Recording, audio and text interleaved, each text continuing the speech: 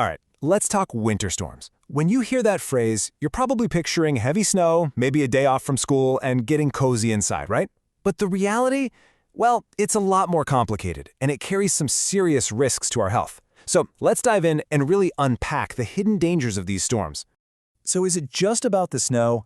I think we all know the answer is a big, resounding no. Yeah, the snow and ice are a huge pain. They mess up traffic, close everything down. But the real threats, they go so much deeper than just a transportation headache.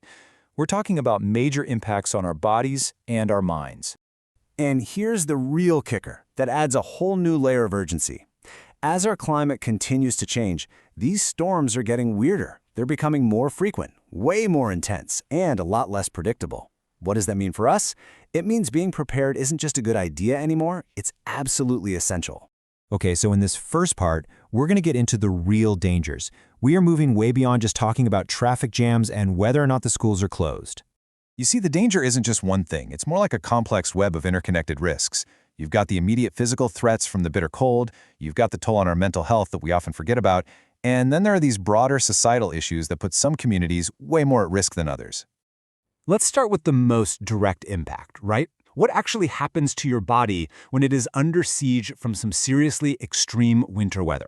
You know, we hear the words hypothermia and frostbite all the time, but it's so important to know what they actually mean.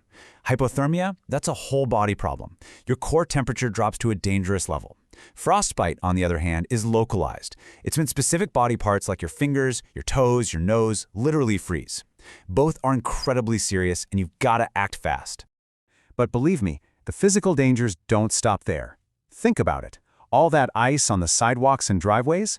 That leads to slips and falls, and we're talking serious fractures. And what about that classic winter chore, shoveling snow? That is some strenuous work. It can put a massive strain on your back and, even more critically, on your heart. Plus, for anyone with a chronic condition like asthma, just breathing that cold, dry air can trigger a really bad attack. Now, we've talked about the physical stuff, but the dangers aren't just things you can see or feel on the outside. Winter storms have a huge and often totally invisible impact on our mental health. I'm sure you've heard of this one, seasonal affective disorder, or SAD. It's a type of depression that's directly tied to the seasons. All those dark, short winter days mean less sunlight, and that can really mess with our internal clocks, leading to feelings of hopelessness, being tired all the time, and just not being interested in things you normally love to do. And it's not just sad, you know? Being cooped up inside for days on end can lead to some pretty intense feelings of isolation and anxiety. Plus, the sheer unpredictability of it all just adds another layer of stress. But here's the good news. You can fight back. You have to be proactive. Make a real effort to call your friends, video chat with family, and find ways to move your body indoors. A quick home workout, some stretching, even just a silly dance party in the kitchen can do wonders for your mood. Now, this is a really critical point. These storms do not affect everyone equally. The elderly are especially vulnerable because their bodies just don't regulate temperature as well as they used to. People with chronic illnesses have to worry about their symptoms getting worse and not being able to get the care they need. And low-income communities, they often get hit the hardest, dealing with things like bad heating, poor insulation, and just not having the resources to get help when they need it. Okay, so we've laid out all the dangers. Now for the good part, the empowering part. Let's talk about building your defense. This is your practical, hands-on toolkit for staying safe and healthy. And the absolute foundation of that whole defense system? It's simple, a well-stocked emergency kit. Seriously, being ready for a power outage or for being stuck at home is your first and most important line of defense.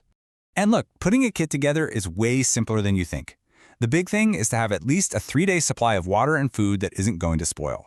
After that, a good flashlight with extra batteries is a must-have, a basic first aid kit, and this one is crucial, any essential medications that you or your family need. So beyond the kit, your prep really breaks down into 2 main areas. For your home, get that heating system checked out, and please make sure you have working carbon monoxide detectors. For your health, the advice is classic for a reason. Dress in layers to trap your body heat and get your pantry stocked up with healthy, good-for-you foods. Let's talk about that food for a second. You got to think of it as fuel for your body's internal furnace. Vitamin C from stuff like oranges is amazing for your immune system. Dark leafy greens like spinach are just packed with vitamins. Lean proteins are key for keeping your muscles strong, and healthy fats from things like nuts and avocados help your body soak up all that good stuff. And hey, remember, just because you're stuck inside does not mean you have to be a couch potato. Staying active is so powerful for your body and your mind.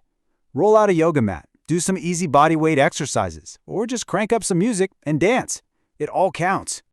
So as we wrap up here, I want to reframe this whole conversation, because this isn't about being scared of winter. It's about shifting your mindset from one of fear to one of empowerment. The goal isn't to just grit your teeth and get through the storm. It's about having the tools, the knowledge, and the right mindset to actually thrive, no matter what winter decides to throw at you. And here's the bigger picture. Your preparation is your power. It doesn't just protect you and your family. Every single household that's prepared is one less potential emergency call. That reduces the massive strain on our first responders and lets them focus on helping the people who are in the most critical need. So, I'll leave you with this final thought. You've got your kit, your house is ready, your pantry is full, you are prepared. But what about your community? What about your neighbor down the street? Being prepared yourself is the first step. But real resilience, that's a team sport. Stay safe out there and look out for each other.